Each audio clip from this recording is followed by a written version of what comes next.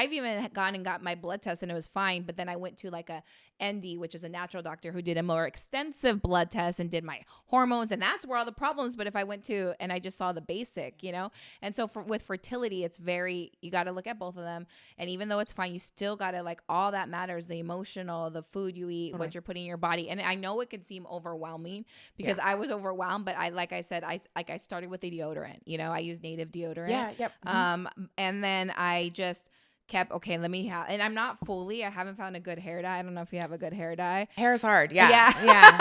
But I am constantly like, I will not put a product on my body, from body wash to shampoo, like our hand wash, all of that now has all been changed. That's awesome. It wasn't overnight. Yeah. It was one thing at a time, because I tried to change overnight, and let me tell you, that shit's overwhelming. It's overwhelming. It's expensive. Like, oh my God, this is it. And then I was like, you know, like, but I don't use any of those scented lotions, any of that fragrance stuff. is really bad. People don't realize all that. I don't put any perfume on my body because perfume is like the worst, and cologne. I don't know if you guys know. I mean, so basically what it does, those products get into our body, and then because they mimic estrogen, they sit on estrogen receptors, which are the things that receive estrogen on the tissue.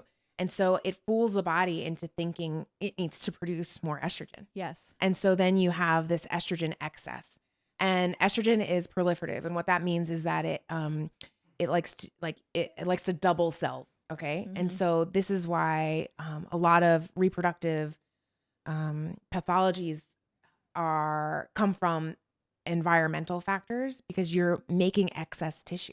Yes. That shouldn't be there, like fibroids. Yeah, okay? fibroids. And so fibroids are really susceptible to excess estrogen, and there's so much estrogen hanging out in our environment. So I was talking to one of my naturopaths. I go to all these different doctors, and which, by the way, if you go follow us at the Geena the Latina show, I posted something that have all my different doctors. You're on there too. Great.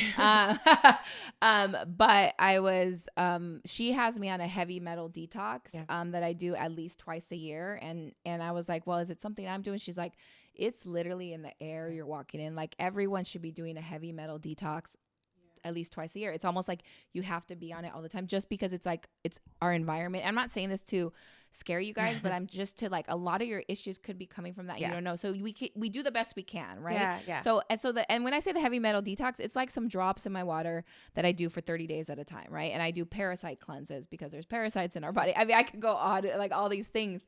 And luckily I've been able to like learn about over the years. Right. So I don't want to overwhelm you if you're listening or watching, but like, I do want to educate, because I didn't know about any of this stuff, and I started slowly, right? And also remember, right, to not get overwhelmed, that it's an accumulation of these things, okay, over time. So if you pull out a little bit at a time, you're decreasing, okay, Yes, you're and decreasing.